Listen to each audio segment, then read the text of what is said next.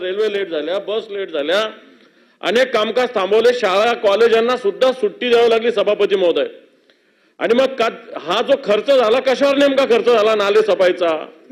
वेगळ्या पद्धतीनं मुंबईमध्ये वेगळ्या ठिकाणी नाले तुंबलेले नाले काढण्यासाठी वेगळे पंप आहे, वेगळ्या सिस्टीम्स आहे, याच्यावर लक्ष दिलं होतं का? याच्यावरचे अधिकारी जागेवर होते का? त्यांनी नीट काम केलं का?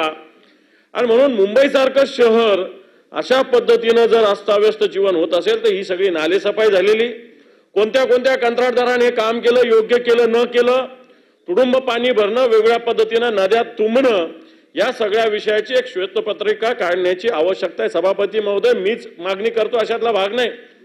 खालच्या सभागृहात मला माहिती मिळाली की आशिष शेलार जे भारतीय जनता पार्टीचे नेते यांनी सुद्धा अशाच पद्धतीनं मागणी केलेली सभापती महोदय। आणि मग अशा पद्धतीनं जर प्रशासन सांगतं 100% काम झालेलं आहे तर मग अशा ही स्थिती का निर्माण झाली आणि याच्याविषयी चर्चा होण्याची आवश्यकता आहे।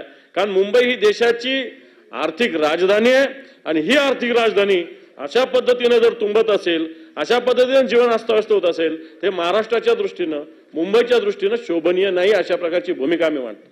काल सभागृहात आपण मला वाटतं नव्हतात सकाळच्या 11 ते पावणे 12च्या सत्रामध्ये, तर त्यावेळेलाच मी मुंबईमध्ये पाणी सगळीकडे जे साठलेलं आहे आणि अतिवृष्टी झाली त्याचबरोबर लोकांनाही त्रास